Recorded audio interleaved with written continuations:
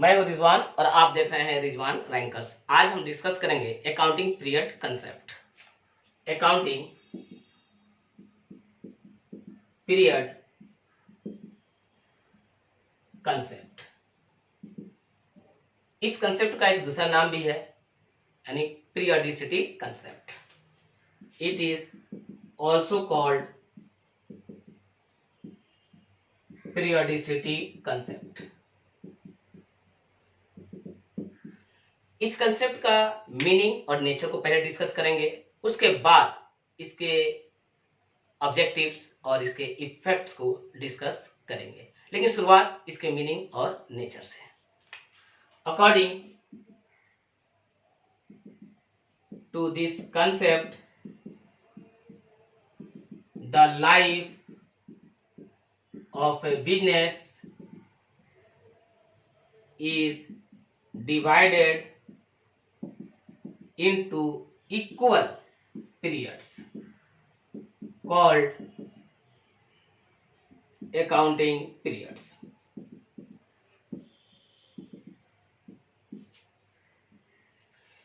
ये कंसेप्ट क्या कहता है? The life of a business is divided into equal periods called accounting periods.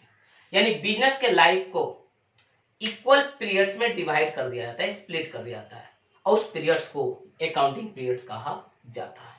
तो अकाउंटिंग पीरियड का उत्पत्ति यानी ओरिजिन यही कंसेप्ट है। अगर ये कंसेप्ट नहीं आता तो there would not be anything called accounting periods. At the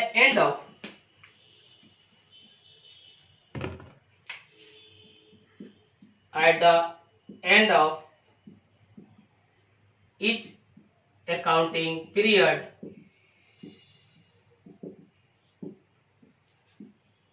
financial statements are prepared to ascertain progress and position। Her accounting period के अंत में फाइनेंशियल स्टेटमेंट्स को तैयार किया जाता है। फाइनेंशियल स्टेटमेंट्स क्या होते हैं? Profit and loss account and balance sheet are collectively called financial statements.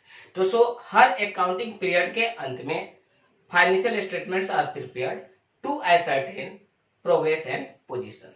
यानी हर अकाउंटिंग पीरियड के अंत में फाइनेंशियल स्टेटमेंट तैयार कर हम ये जानने की कोशिश करते हैं कि बिजनेस का उस पीरियड के दौरान कैसा परफॉर्मेंस यानी प्रोग्रेस रहा, और उस पीरियड के अंत में उसका पोजीशन कैसा है।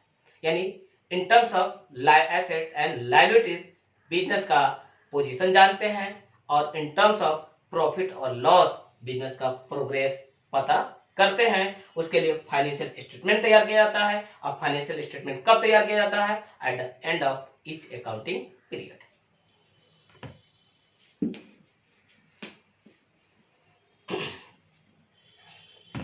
An accounting period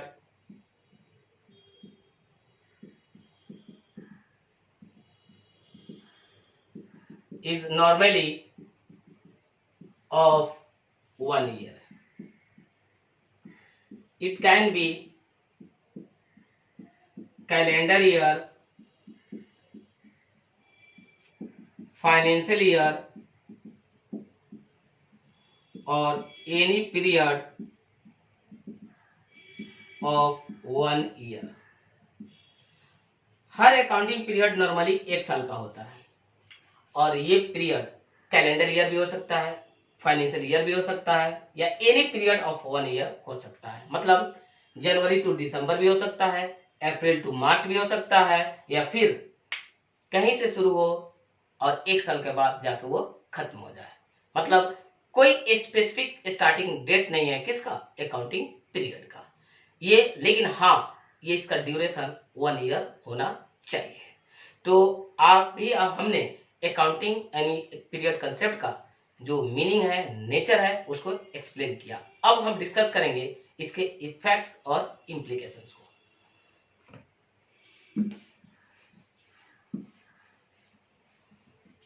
effects.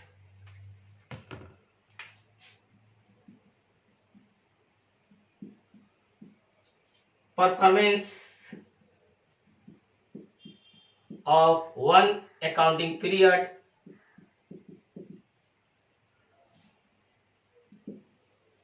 can be compared with that of another period. एक अकाउंटिंग पीरियड का परफॉर्मेंस को दूसरे अकाउंटिंग पीरियड के परफॉर्मेंस से कंपेयर किया जा सकता है। किसका परफॉर्मेंस? बिजनेस का। Number 2, position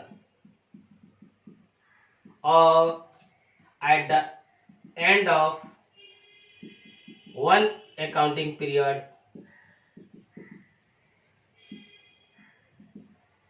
can be compared with that at the end of another period। जिस तरह से एक पीरियड के परफॉर्मेंस को दूसरे पीरियड के परफॉर्मेंस से कंपेयर किया जा सकता है, उसी तरह एक पीरियड का अंत में जो पोजीशन है बिजनेस का, उसके दूसरे पीरियड के अंत में जो पोजीशन है उससे कंपेयर किया जा सकता है। मतलब बिजनेस का परफॉर्मेंस और बिजनेस का position relating to one accounting period can be compared to that relating to another accounting period because of accounting period concept। And third,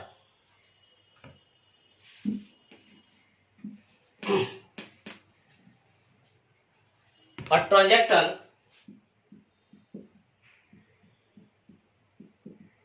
can be classified as asset, liability,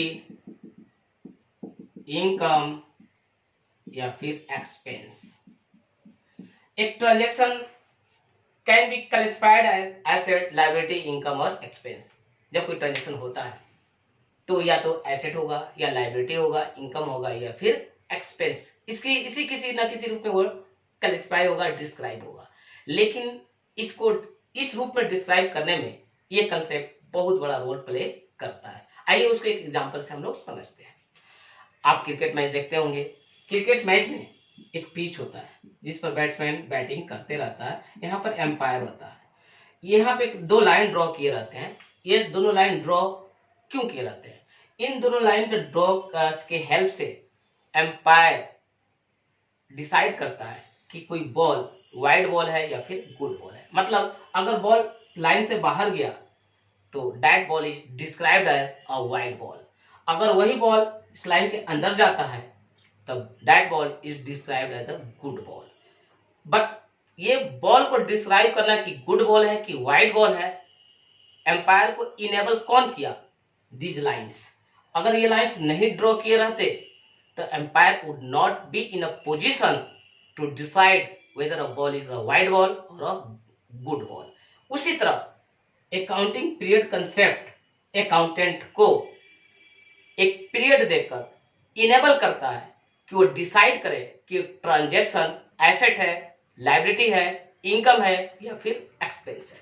मसलन अगर ये accounting period है 1 year का, जनवरी to दिसंबर है या अप्रैल to मार्च है या for any period of 1 year है, और इस दौरान कोई ट्रांजैक्शन हुआ, वो ट्रांजैक्शन इसी चार रूप में कहीं ना कहीं कैटेगराइज होगा। फॉर एग्जांपल, अगर सैलरी एम्प्लॉय का 12 महीना का जगह 15 महीना का पेमेंट हो गया, स्वाभाविक है यहां तक का पीरियड 12 महीना है और कितना महीना एक्सीड कर गया? 3 महीना।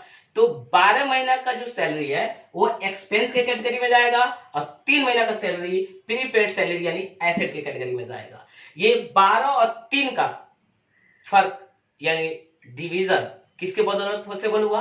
अकाउंटिंग पीरियड के बदौलत, यानी इस लाइंस के बदौलत। ये दो लिमिट्स है जो ने that enables the accountant to decide whether a transaction is asset, income और एक्सपेंस या फिर लायबिलिटी।